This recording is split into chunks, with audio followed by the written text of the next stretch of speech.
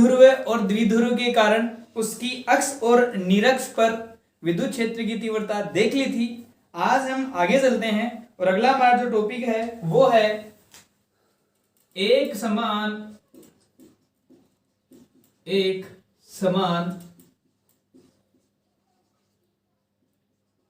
विद्युत क्षेत्र में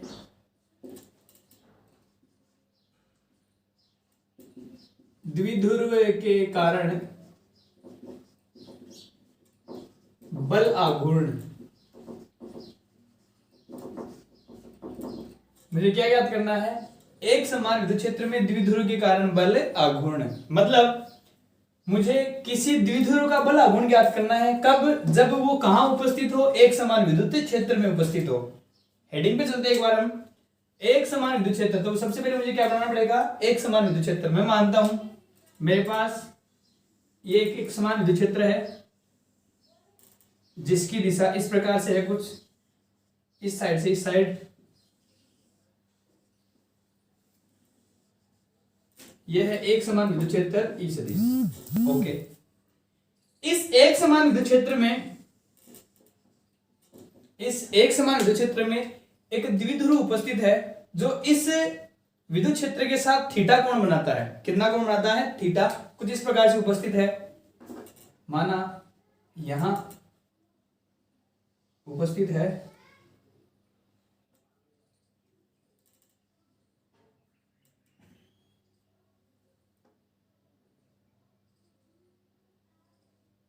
जो इसके साथ कितना कोण बना रहा है? थीटा कोण बनाता है। ओके, सभी विद्युत बल रेखाओं के साथ थीटा कोण बना रहा है। ओके, हमें द्विध्रुव बनाना है। द्विध्रुव वही आप जानते हैं, द्विध्रुव परिभाषा क्या होती है? दो परिमाण में समान अल्प दूरी पर उपस्थित आवेशों का निकाय क्या कहलाता है? द्विध्रुव। तो मुझे द्विध्रुव बनाना है। पहले मैंने माना यहां माइनस क्यू आवेश है ए पॉइंट पे, यहां प्लस क्यू आवेश है बी पॉइंट पे। ओके, और हम जानते हैं दोनों के बीच की दूरी कितनी होती है? 2a। तो ये दूरी कितनी है? 2a। और इसका मिड पॉइंट जिसको हम लोग केंद्र बोलते हैं, ये बीच में कौन है? केंद्र, जिसको मैंने किससे दिखाया है? O से दिखाया है। ओके, अब हमें क्या निकालना है? बल आघूर्ण निकालना है। क्या निकालना है? बल आघूर्ण। तो सबसे पहले हमने यहां से बल देखते हैं। क्या देखते हैं सबसे पहले? बल। तो आप देखिए, हमने विद्युत क्षेत्र की तीव्रता की परिभाषा पढ़ी थी। विद्युत क्षेत्र की तीव्रता की परिभाषा क्या थी? E बराबर F अपॉन Q नोट, या हम लोग इसको आवेश Q नोट की जगह आवेश लिए तो Q हो जाएगी। तो यहां से हमने देखा था F बराबर क्या आ गया था? QE आ गया था। और जब सदिश रूप में देखा तो हमने लिखा था F सदिश बराबर QE सदिश। ये विद्युत क्षेत्र में उपस्थित आवेश पर लगने वाला बल था। तो यहां पर इस द्विध्रुव में कितने आवेश उपस्थित है? 2, प्लस क्यू आवेश और माइनस क्यू आवेश। और इसमें लगने वाला बल जो होता है, जो बल की दिशा होती है, वो धनावेश कारण होता है बाहर की तरफ और ऋणावेश कारण थोड़ा अंदर की तरफ। तो अगर मैं धनावेश विद्युत लगने वाले विद्युत बल की दिशा देखता हूं तो कुछ इस प्रकार से होगी, इस प्रकार से।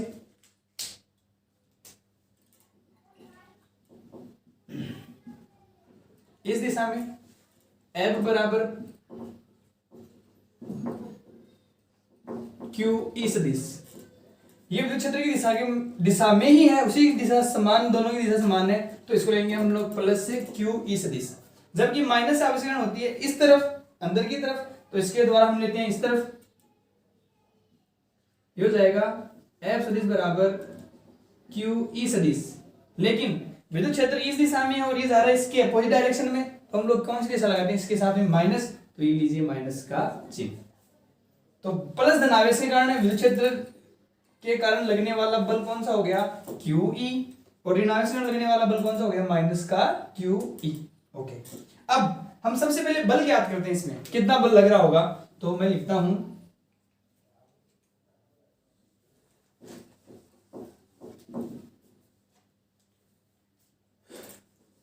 क्योंकि प्लस Q आवेश के कारण बल कितना होगा? F सदिश बराबर हो जाएगा प्लस का QE सदिश। ओके, तथा माइनस क्यू आवेश के कारण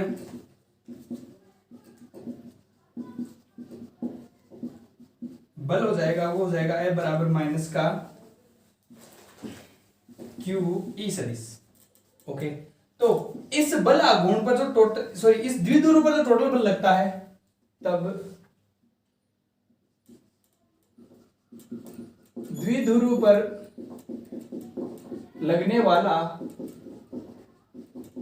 कुल बल, और आपको जब बहुत सारे बल लगते हैं तो हम लोग ध्रुवण सिद्धांत से जोड़ देते हैं, तो कुल बल कितना हो जाएगा F बराबर, दोनों बलों को जोड़ देंगे, दोनों बल कौन कौन से, ये वाला बल कितना है क्यू ई सदिश, और ये वाला बल कितना है माइनस क्यू ई सदिश, तो माइनस चिन्ह आ जाएगा माइनस का क्यू ई सदिश, तो मतलब लगने वाला बल कितना हो जाएगा 0, तो लगने वाला बल कितना हो जाएगा F बराबर 0।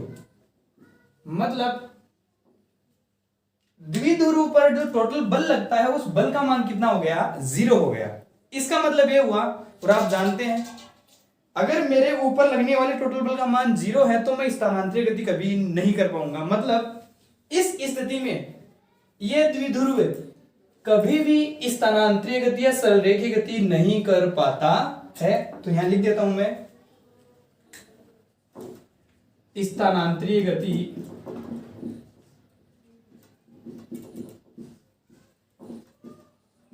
नहीं होगी।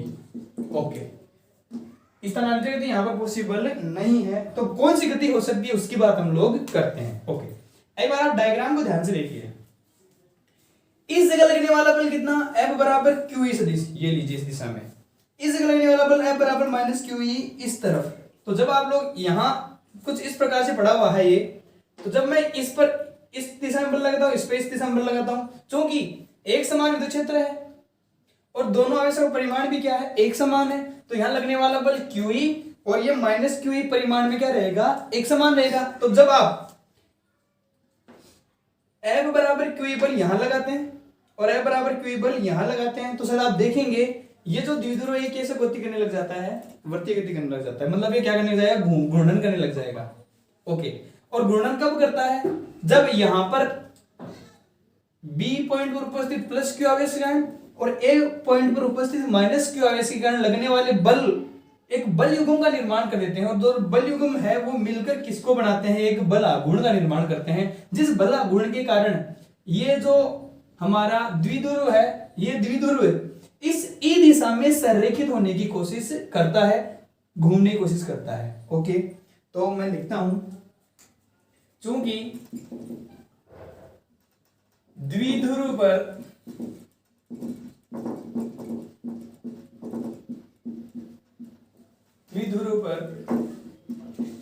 लगने वाले बल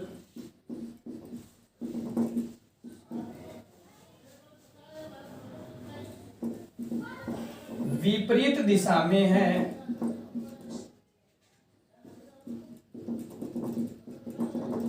परंतु एक ही क्रिया रेखा पर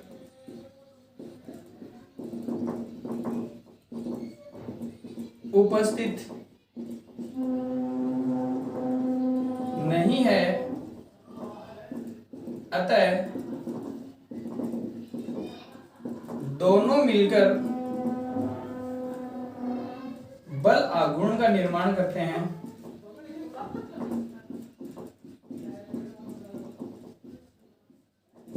बल आघूर्ण का निर्माण करते हैं जो द्विध्रुव को संरेखित करने की कोशिश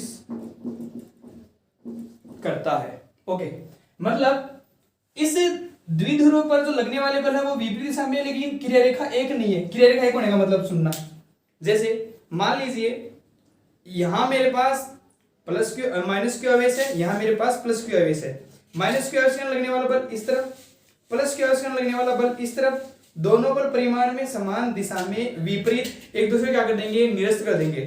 क्यों कर देंगे, क्योंकि एक ही क्रिया रेखा पर उपस्थित है। अब जो दोनों पर लग रहे हैं वो एक क्रिया रेखा उपस्थित नहीं है, ये तो इस तरफ और ये इस तरफ है। एक क्रिया रेखा पर नहीं होने के कारण क्या हो जाएंगे, इस ई दिशा में संरेखित होने की कोशिश करेंगे, जिससे ये वर्ताकार पथ आपको नजर आने लग जाता है। ओके, अब तो हम लोग क्या ज्ञात करेंगे, ऐसे बल आघूर्ण ज्ञात करते हैं। और आपने बल आघूर्ण का फॉर्मूला पढ़ा था, हम जल्द लिख जानते हैं। चूंकि बल आघूर्ण को दिखाते हैं हम लोग किससे, टाउ से। और बल आघूर्ण का फॉर्मूला क्या होता है, बल इंटू बलों के बीच लंबवत दूरी। ध्यान से सुनिए, बल आघूर्ण क्या होता है, दोनों आवेशों पर लगने वाले बल में से कोई एक बल और दोनों बलों के बीच जो लंबवत दूरी होती है उनका जो गुणनफल होगा वो किसके बराबर होगा, बल आघूर्ण के बराबर होगा। बल इंटू बलों के बीच की लंबवत दूरी। तो बल तो हमें पता है, हमें क्या ज्ञात और करना था, लंबवत दूरी को ज्ञात करनी है। ओके, तो लंबवत दूरी क्या होती है, एक बल यहां लग रहा है, एक बल यहां लग रहा है, मतलब ये लंबवत दूरी हमें निकालनी है। तो मैं क्या करता हूं, यहां से लंब डालता हूं नीचे की तरफ, तो मैं इस रेखा को पीछे बढ़ाता हूं। ओके, और यहां से लंब डालता हूं, ये लीजिए, और यहां पर कोई बिंदु क्या प्राप्त करते हैं, सी प्राप्त करते हैं। कौन सा बिंदु प्राप्त करते हैं, सी। जहां लंब डाला जाता है वहां पे 90 डिग्री बन जाता है। तो लंबवत दूरी शायद आपको दिख रही है, कौन सी आई, बीसी। ये बीसी कौन होगी, लंबवत दूरी होगी। अगर मुझे इस बीसी का मान पता हो, तो देखो टाउ बराबर क्या हो जाएगा, बल कितना, कोई एक परिमाण लिखेंगे बल का, बल क्या लिखेंगे, क्यू ई, और लंबवत दूरी कौन सी लिखेंगे हम लोग, बीसी। तो हम लोग लिखते हैं, अतः टाउ बराबर क्या हो जाएगा, टाउ बराबर हो जाएगा बल कितना है, क्यू ई इंटू बलों के बीच की लंबवत दूरी कितनी है, बीसी। ये लीजिए बीसी, इसको नाम दूंगा समीकरण नंबर 1। अब मैं क्या करूंगा, मैं इस बीसी का मान ज्ञात करना चाहूंगा।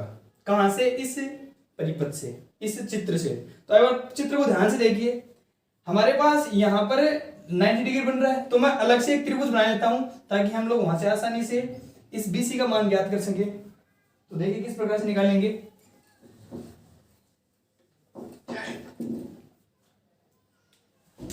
मैं लेता हूं एक त्रिभुज, यहां 90 डिग्री और यहां पर थीटा। बोलो 90 कहां पर है, सी पर है, सी बनाई मैंने 90। थीटा कहां पर बन रहा है, आपको दिख रहा है, ये थीटा ही तो है। थीटा कहां पर, ए पर, ये थीटा कहां पर, ए पर, बचने वाला कौन, बी। तो लंब दूरी क्या याद करनी है मुझे, बीसी याद करनी है। ये बीसी कहां है, ये वाली दूरी, मुझे बीसी याद करनी है। ओके, यहां कौन सी दूरी पता है हमें, 2a पता है। 2a, what is 2a, A B कौन सी है, ये वाली ए बी। ये दूरी कितनी है, 2a। मुझे याद क्या करनी है, मुझे बीसी याद करनी है। ओके, तो इस स्थिति में मैं आपको साधारण सबसे आसान तरीका बताऊं दूरी निकालने का। मुझे याद करनी है लंबवत दूरी। तो एक ट्रिक याद रखिएगा, जिसका मान ज्ञात करना उसको रखेंगे ऊपर, जिसका मान ज्ञात करना उसको रखेंगे ऊपर। इस त्रिभुज में किसका मान ज्ञात करना हमें, बीसी का, तो बीसी को रखेंगे ऊपर। तो मैंने बीसी को रखा ऊपर, जिसका मान दे रखा उसको नीचे रख लो। किसका मान दे रखा है, 2a, what is 2a, A B, मैंने रखा ए बी नीचे, बराबर। इनमें रिलेशन बना दो, क्या बनेगा relation, what is BC, BC कौन है, लंब, बीसी कौन है, लंब, upon what is A B कौन है, कर्ण, लंब बटा कर्ण। इनमें संबंध बनता है, हम जानते हैं एल बटा के ए। तो लंब बटा कर्ण कौन बनता है, साइन थीटा। तो मैं क्या बना दूंगा यहां पर, साइन थीटा। मुझे क्या करना है, बीसी। तो बोलो बीसी बराबर, ये ए बी चला जाएगा इसी वजह से गुणा में, तो क्या हो जाएगा, ए बी साइन थीटा। और A B what is A B कितनी है, 2a। तो बोलो बीसी का मान कितना आ गया, 2a स्मॉल है, 2a साइन थीटा। ओके, मतलब हम लोग यहां से लंब दूरी ज्ञात कर सकते हैं। मैंने कैसे ज्ञात की, दोबारा बताता हूं। ये जो लंब दूरी हमें ज्ञात करनी है, हमें एक त्रिभुज बन रहा है, समकोण त्रिभुज। मैं समकोण त्रिभुज अलग से बना लिया। यहाँ 90 डिग्री कहां बन रहा है, 90 डिग्री कहां बन रहा है, सी पर बन रहा है। थीटा कहां बन रहा है, थीटा बन रहा है हमारे पास ए पर। ये जो बचा हुआ वो कौन बच गया हमारे पास, बी। मुझे ज्ञात करना लंब दूरी कौन सी थी, बीसी। तो मुझे बीसी ज्ञात करनी थी, हमें पता कौन सी थी, ए बी पता थी। तो डायरेक्ट दूरी निकालने का फॉर्मूला हम लोग कैसे अप्लाई कर सकते हैं? हम लोग अप्लाई करेंगे, याद रखें, जिसका मान ज्ञात करना उसको ऊपर, जिसका मान ज्ञात करना उसको ऊपर, जिसका मान दे रखा उसको नीचे, और दोनों में संबंध बना तो क्या बनता है? Sign theta. और BC बराबर क्या जाएगा? AB sine theta. तो BC बराबर जाएगा 2A साइन थीटा। ओके, इसको मानता हूं समीकरण नंबर 2। अब क्या करेंगे? समीकरण 2 का मान कहां रखेंगे? समीकरण 1 में रखेंगे। तो मैं क्या करता हूं, तब समीकरण 2 का मान 1 में रखने पर, रखो 2 का मान 1 में, तो टाउ बराबर क्या हो जाएगा? टाउ बराबर हो जाएगा, बोलो साथ में कौन है? Q इंटू E इंटू, बोलो BC। What is BC? BC is 2A sine theta. BC is 2A sine theta. Okay, अब आप देखिए ध्यान से, आपको कुछ दिख रहा होगा। आपको क्या दिख रहा होगा? यहां कौन है? यहां है Q। ओके, यहां पर कौन है? 2A। और हमने कल देखा था Q into 2A what is P। तो हम जानते हैं चूंकि Q into 2A will be P, तो यहां से एक नया फॉर्मूला बन जाता है। यहां से नया फॉर्मूला क्या बनता है? टाउ बराबर बन जाएगा, यहां से हम लोग P लिख सकते हैं, तो हो जाएगा PE sine theta. Okay, 11th class में आप लोगों ने एक चीज पढ़ी थी। आपने क्या पढ़ा था? आपने गुणनफल पढ़ा था सदिशों का। चूंकि यहां पर P भी सदिश राशि है और E भी सदिश राशि है। P द्विध्रुव आघूर्ण है और E विद्युत क्षेत्र की तीव्रता है, दोनों सदिश राशि है। तो हमने ये गुणनफल हो गया। तो हमने गुणनफल पढ़ा था 2 प्रकार से 11th क्लास में, सदिशों का सदिश गुणनफल और सदिशों का अदिश गुणनफल। एक था डॉट प्रोडक्ट, एक था क्रॉस प्रोडक्ट। डॉट प्रोडक्ट में कोस आता था और क्रॉस प्रोडक्ट में साइन आता था। तो यहाँ कौन सा दिख रहा है आपको? Sine theta. तो क्रॉस आएगा, डॉट आएगा, क्रॉस आएगा, तो हम लोग यहां से लिख सकते हैं, तब टाउ सदिश बराबर क्या हो जाएगा? P सदिश क्रॉस E सदिश। ये हमारे पास लगने वाला बल लागू हो जाएगा, जिसका फॉर्मूला टाउ बराबर P sin थीटा भी लिख सकते हैं, और टाउ सदिश बराबर आप क्या लिख सकते हैं? P सदिश क्रॉस E सदिश भी लिख सकते हैं। मतलब सीधी सी बात हो गई, टाउ एक सदिश राशि बनी है। टाउ क्या बनी है? एक सदिश राशि बनी है। बल आघूर्ण क्या बनी है? एक सदिश राशि बनी है। तो इसकी दिशा किस प्रकार से होगी? उस दिशा की बात करते हैं। तो दिशा किस प्रकार से होगी? देखो, यहां पर हमारे पास क्या क्या बना हुआ है? यहां हमारे पास P बना हुआ है। कौन बना हुआ है? P। What is P? द्विध्रुव आघूर्ण। और द्विध्रुव आघूर्ण होता क्या है? Q इंटू 2A का मल्टीप्लाई। और ये भी एक सदिश राशि होती थी जिसकी दिशा किस तरफ होती थी? माइनस आवेश से प्लस आवेश की तरफ। मतलब यहां माइनस आवेश ये रहा, प्लस आवेश ये रहा, मतलब इसकी दिशा किस प्रकार से थी? इस प्रकार से थी, माइनस आवेश से प्लस आवेश की तरफ। और E इस तरफ है, मतलब P और E दोनों एक ही तल में है। P और E दोनों एक ही तल में है। और जब मुझे टाउ को देखना होता है, तो अगर टाउ की दिशा मुझे निकालनी है, तो याद रखें टाउ की दिशा किस प्रकार से होती है? जो P और E जो दोनों का तल बनता है, उसके लंबवत किसकी दिशा आती है? टाउ की दिशा आती है। अगेन आई रिपीट, P और E के तल के लंबवत जो दिशा आती है, वो किसकी दिशा आती है? टाउ की दिशा। टाउ कौन है? बल आघूर्ण होता है। तो इसकी दिशा हम लोग एक फॉर्मूला, एक नियम जानते हैं, दक्षिण हस्त नियम, उससे है दक्षिणस्थ पेच नियम, उससे आप इसकी दिशा ज्ञात कर सकते हैं। इससे बल आघूर्ण की दिशा, और वो किस प्रकार से होगी?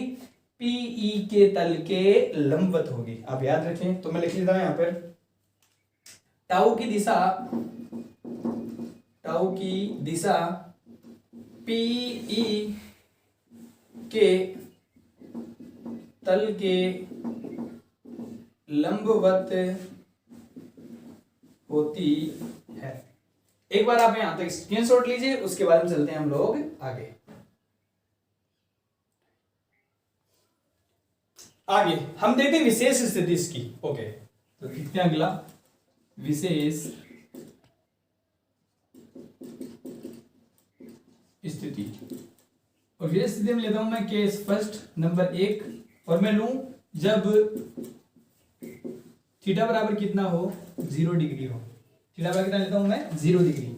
ओके, तो हमारे थीटा बराबर 0 डिग्री लेके देखते हैं। तो हम जानते हैं चूंकि टाउ बराबर क्या होता है? टाउ बराबर होता है PE साइन थीटा। थीटा का मान कितना रखेंगे हम? 0 रखेंगे। तो टाउ बराबर क्या हो जाएगा? PE साइन 0, और साइन 0 की वैल्यू कितनी होती है 0। तो जैसे ही 0 इससे गुणा हो जाएगा कितना मान हो जाएगा 0, मतलब टाउ का मान कितना आ जाएगा 0। मतलब जब थीटा का मान कितना हो 0 हो, थीटा का मान 0 होने का मतलब क्या होता है, एक बार मैं डायग्राम में वापस चलता हूं। हमारे पास डायग्राम कुछ इस प्रकार से था, ये था हमारे पास ई सदिश, और हमारा जो द्विध्रुव पड़ा था इस प्रकार से पड़ा था। कितना कोण बनाते हुए, थीटा कोण बनाते हुए, यहाँ था माइनस क्यू आवेश, यहाँ था प्लस क्यू आवेश, बीच की दूरी कितनी थी 2a थी। ओके, एक बार आप थीटा बराबर 0 पे ले चलो, थीटा बराबर कहां चलो 0। जैसे मैं थीटा बराबर 0 पे लाऊंगा मतलब इस प्रकार से, ओके, थीटा बराबर 0 होते इस प्रकार से। तो आप देखो अगर ये इस प्रकार से आ गया हो तो इधर लगने वाला बल QE, इधर लगने वाला बल माइनस QE, दोनों बल परिमाण में समान दिशा में विपरीत एक दूसरे को देंगे निरस्त, मतलब कोई बल लगने वाला नहीं है। अगर बल ही नहीं लग रहा है यहां पर तो आप देखो बल आगुण टाउ बराबर क्या था, बल इंटू बलों के बीच की लंब दूरी। तो बल कितना है 0 है, तो चाहे दूरी कितनी भी हो मान कितना आने वाला है 0 आने वाला है। तो हमारे पास टाउ बराबर कितना आया है 0 आया है। अब क्या इस पोजीशन में हमारा द्विध्रुव कहीं पर गति कर सकता है, बिल्कुल नहीं कर सकता। मतलब ये क्या रहेगा साम्य अवस्था में रहेगा। कौन सी अवस्था में रहेगा, साम्य अवस्था में। तो इसको कहते हैं स्थायी साम्य अवस्था। क्या कहते हैं, कौन सी अवस्था कहते हैं इसको, स्थायी साम्य अवस्था।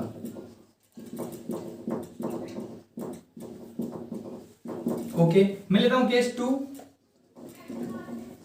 केस 2 देखिए आप, जब थीटा बराबर लेता हूं मैं 180 डिग्री, थीटा बराबर कितना लिया मैंने 180 डिग्री, तो टाउ बराबर क्या जाएगा PE साइन थीटा से कितना 180। ओके, साइन 180 की वैल्यू कितनी होती है वही 0, तो टाउ का मान भी कितना आ जाएगा 0। लेकिन इस जगह इस समय देखिए आप क्या, पहले जब थीटा बराबर 0 था तो प्लस क्यू आवेश इसी तरफ था। ओके, क्यू आवेश का क्षेत्र की दिशा बाहर की तरफ, इसके क्षेत्र की दिशा इसी तरफ, मतलब ये दोनों दिशाएं क्या रहेंगी एक समान रहेंगी।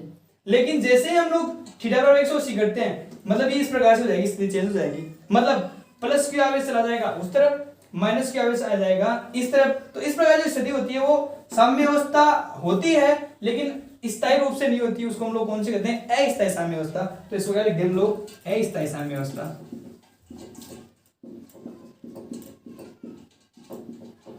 ओके, मैं लिखता हूं केस थर्ड।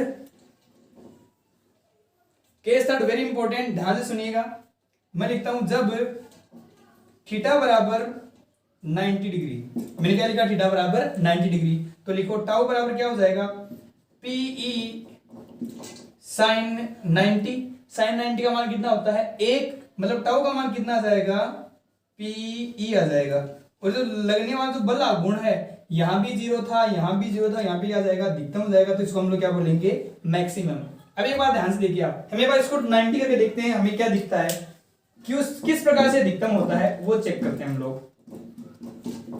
ये E था हमारा, वो द्विध्रुव किस प्रकार से रखा जाएगा, इस प्रकार से रखा जाएगा क्योंकि इसके हमें क्या रखना है बिल्कुल 90 रखना है। ओके, यहाँ माइनस क्यू आवेश है, यहाँ प्लस क्यू आवेश, इसकी दिशा इस तरफ और इसकी दिशा इस तरफ। तो आप देख रहे हैं ये बिल्कुल इस प्रकार से 90 और बिल्कुल ये इस प्रकार से है। तो यहाँ पर जब लगने वाला बल आघूर्ण बहुत तेजी से लगेगा और बहुत तेजी से लगने के कारण ये एकदम से तेजी से बल आघूर्ण बनेगा और लगने वाला बल आघूर्ण यहाँ पर सर्वाधिक मान होगा। तो हम लोग यहाँ पर क्या बोलेंगे, लगने वाला बल आघूर्ण का मान क्या होगा अधिकतम होगा।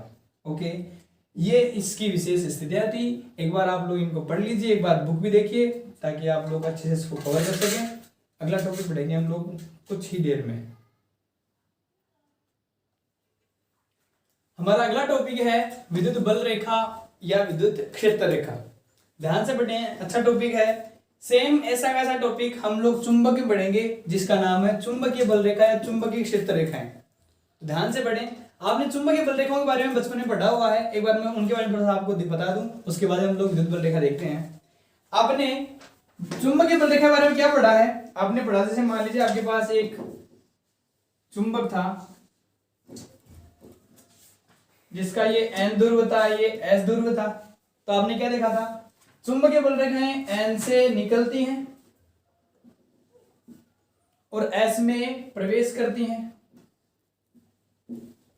तो हमने इस प्रकार से चुंबकीय बल रेखाओं का निर्माण किया था और हमने देखा था ये तो चुंबक के बाहर होती है दिशा, और इसके अंदर भी होती है। अंदर किस तरफ होती है? एस से एन की ओर। मतलब चुंबकीय बल कैसा वक्र बना रही थी? बंद वक्र का निर्माण कर रही थी। एन से एस और अंदर क्या होती है? एस से एन। ओके, तो ये जो चुंबक था, ये चुंबक रखा गया था, और यहां पर चुंबकीय बल रेखा में दिखाई देती नहीं है। ये रेखाएं काल्पनिक होती हैं जो चुंबक इस तरह का आभास करवाती हैं और उसकी दिशा दिखाती हैं। किस प्रकार से? एन से एस की ओर। ओके, तो उसी प्रकार से हमारे पास विद्युत बल रेखाएं भी होती हैं जो किसका आभास कराएंगी? विद्युत क्षेत्र का आभास कराएंगी। किस प्रकार से होती हैं एक बार हम लोग देखते हैं। मैं एक बार इसको रफ कर देता हूं। चुंबकीय रेखाएं क्या होती हैं उसका मतलब समझना एक बार। जैसे मान लीजिए मेरे पास एक धनावेश है, मेरे पास क्या एक धनावेश है प्लस क्यू। ओके, मैं इस धनावेश के पास परीक्षण आवेश लेके आता हूं। क्या लेके आता हूं? परीक्षण आवेश। परीक्षण आवेश लेके आया मैं इसके पास, और आप जानते हैं परीक्षण आवेश जो क्यू नोट होता है वो धन प्रकृति का होता है, परिमाण में अल्प होता है, खुद का प्रभाव नहीं होता है, दूसरे का प्रभाव जानने के काम में लिया जाता है। तो जैसे मैं परीक्षण आवेश को यहां लेके आऊंगा, ये परीक्षण आवेश को क्या करेगा? बाहर धकेलेगा, मतलब इस प्रकार से दिखाएगा। यहां लेके आऊंगा तो इस प्रकार से दिखाएगा, यहां लेके आऊंगा तो इस प्रकार से दिखाएगा। ओके, जबकि यहां पर प्लस आवेश जगह माइनस आवेश होता, कौन सा आवेश होता? माइनस आवेश होता, तो इसकी दिशा किस तरफ होती? अंदर की तरफ होती, अंदर की तरफ होती। तो यहां इस आवेश का जो विद्युत क्षेत्र बनता है उसमें हमने क्या खींची? एक रेखाएं खींची हैं। हमने क्या खींची है? रेखाएं खींची है। और रेखाएं कौन सी? काल्पनिक है। और ये रेखाएं किसको दिखा रही है? विद्युत क्षेत्र की दिशा को दिखा रही है। किसको दिखा रही है? विद्युत क्षेत्र की दिशा को दिखा रही है। तो परिभाषा यही बन जाएगी इसकी। क्या बन जाएगी? किसी विद्युत क्षेत्र में उपस्थित किसी बिंदु पर खींची गई काल्पनिक रेखा ही क्या कहलाती है? विद्युत बल रेखा कहलाती है, जो किसको दिखाती है? विद्युत क्षेत्र की दिशा को बताती हैं।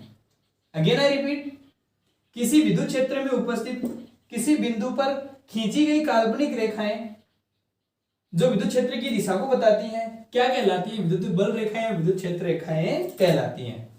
ओके, तो इसके कुछ गुणधर्म हैं, उन गुणधर्मों को हम पढ़ते हैं वन बाय वन। क्या क्या गुणधर्म है सुनिए, ध्यान से समझिए। पहला गुणधर्म, ये बल रेखाएं धनावेश से निकलती हैं और ऋणावेश में प्रवेश करती हैं। ये बल रेखाएं धनावेश से बाहर निकलती है, ऋणावेश में प्रवेश करती हैं। जैसा कि हमने देखा था, तो हम लोग डायग्राम बना लेते हैं एक बार। मैंने लिया कौन सा आवेश? प्लस क्यू आवेश। इसके द्वारा हम लोग यदि विद्युत क्षेत्र रेखाएं देखते हैं तो होती है बाहर की ओर,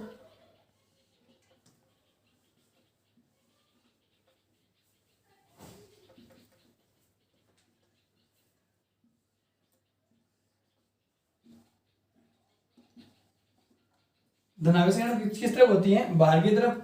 जबकि अगर मैं यहां पर क्या लूं? ऋणावेश लूं, माइनस आवेश लूं, तो माइनस आवेश में कैसे होगी? अंदर की तरफ।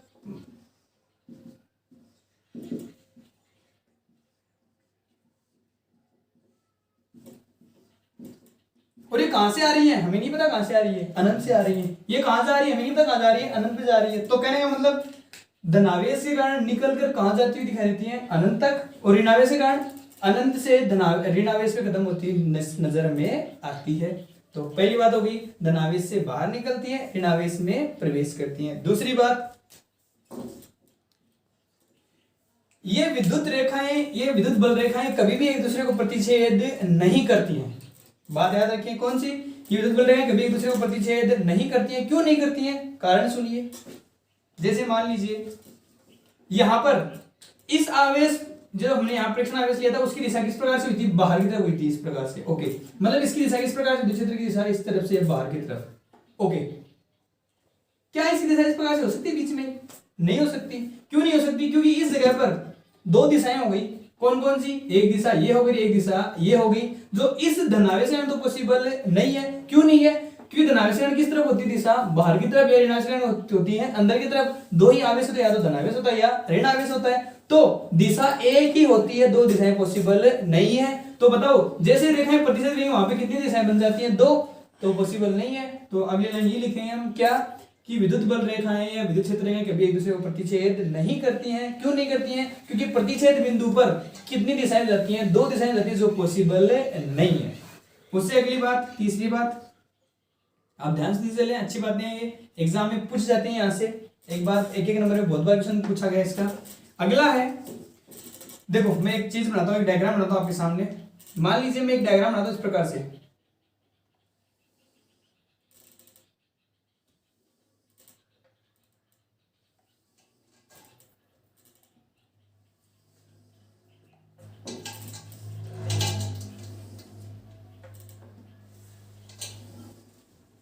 ओके। और मैं ये विद्युत बल रेखाओं पे, मान लीजिए कोई विद्युत क्षेत्र है और मैं यहां पर 3 या 4 क्षेत्रफल बनाता हूं, समान क्षेत्रफल। तो मैं बनाता हूं, मैंने इतना क्षेत्रफल लिया यहां पे, ओके, इतना क्षेत्रफल मैंने यहां पे ले लिया, ओके, इतना क्षेत्रफल मैंने आगे ले लिया, इतना क्षेत्रफल मैंने आगे ले लिया, इतना मैंने आगे ले लिया। तो आप क्या देखेंगे, यहां इस क्षेत्रफल में से कितने बल रेखाएं गुजरती हैं? बहुत सारी गुजर रही हैं। इस क्षेत्रफल में से बहुत सारे नहीं गुजर रहे, इससे कम गुजर रहे हैं, और इसमें बहुत कम गुजर रही हैं। कहने का मतलब विद्युत क्षेत्र ज्यादा यहां होगा, यहां होगा या यहां पे होगा? विद्युत क्षेत्र ज्यादा यहां पर होगा। क्यों? क्योंकि यहां से गुजरने वाली बल रेखाओं की संख्या बहुत अधिक है। तो कहने का मतलब हम एक बात और बोल सकते हैं क्या, कि विद्युत बल रेखाओं की संख्या, विद्युत बल रेखाओं की संख्या उसकी सघनता होना, उसकी विरलता होना विद्युत क्षेत्र की घनत्व को दिखाती है। इसका मतलब ये हुआ कि जहां पर विद्युत बल रेखाएं ज्यादा मात्रा में होती है वहां विद्युत क्षेत्र का मान ज्यादा होता है, और जहां पर विद्युत बल रेखाओं की संख्या कम होती है वहां पर विद्युत क्षेत्र का मान कम होता है। मतलब जितनी ज्यादा बल रेखाएं होती हैं विद्युत क्षेत्र उतना ही ज्यादा होता है, जितनी बल रेखाएं कम होती है विद्युत क्षेत्र उतना ही कम होता है। कहने का मतलब सीधा बोल सकता हूं क्या, कि विद्युत बल रेखाओं के समानुपाती होता है कौन? विद्युत क्षेत्र। जितना ज्यादा बल रेखाएं उतना ज्यादा विद्युत क्षेत्र बन जाता है। ओके, आगे देखते हैं। इसका आप विशेष ध्यान रखें, बल रेखाएं कभी एक दूसरे को प्रतिच्छेद नहीं करेंगी, क्योंकि प्रतिच्छेद बिंदु पे कितनी दिशाएं जाती हैं? 2 जाती, जो पॉसिबल नहीं है। ओके, ये हमने अलग अलग आवेशकरण देखी है, मैं समान आवेशकरण देखता हूं, तो देखते हो किस प्रकार से देखते हैं हम लोग। मान लीजिए मेरे पास आवेशों का युग्म है, आवेशों क्या है मेरे पास? युग्म है, 2 धनावेश है मेरे पास, क्या है? 2 धनावेश है। ये भी जब मैंने प्लस क्यू आवेश, ये भी लिया मैंने प्लस क्यू आवेश, 2 धनावेश है। यहां से बल रेखाएं गुजर रही है, तो बल रेखाएं कैसे कैसे गुजरेंगी? मान लीजिए ऐसे जा रही है, ऐसे जा रही है, ऐसे जा रही है, ऐसे जा रही है, ऐसे जा रही है। तो यहां से भी जाएंगी, तो बल रेखाएं इस तरफ भी आएगी, बल रेखाएं इस तरफ भी आएगी, क्योंकि धनावेश से आ रही है, और धनावेश के मध्य क्या होता है? प्रतिकर्षण होता है। तो कभी भी ये बल रेखाएं एक दूसरे को प्रतिच्छेद यहां भी नहीं करेंगी, यहाँ आती क्या हो जाएंगी? इधर से फैलती हुई नजर आएगी आपको। तो किस प्रकार से आएंगी? यहाँ आके इस प्रकार से, यहाँ आके इस प्रकार से, यहाँ आके इस प्रकार से, यहाँ आके इस प्रकार से। ये दोनों रेखाएं हमें इस प्रकार से फैलती हुई दिखती हैं। कब? जब आप समान आवेशों का युग्म लेते हैं तब। ओके, तो यहाँ से हमने देखा, पहली बात धनावेश से बाहर निकलती है, ऋणावेश के अंदर समाप्त होती है।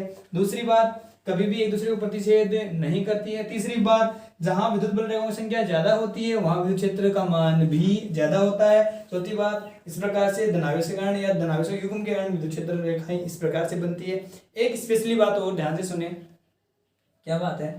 वो ये है, जिस प्रकार से हमने देखा कि विद्युत बल रेखाएं कभी एक दूसरे को प्रतिच्छेद नहीं करती, क्योंकि प्रतिच्छेद बिंदु पे कितनी दिशाएं जाती हैं? 2, जो पॉसिबल नहीं है। उसी प्रकार से अब देखो, ये बल रेखा इस तरफ जा रही है, बल रेखा इस तरफ जा रही है, बल रेखा इस तरफ जा रही है, बल रेखा इस तरफ जा रही है। मतलब ये कभी भी एक इसी के द्वारा कभी बल रेखाएं आपस में एक दूसरे को प्रतिच्छेद नहीं करने वाली है।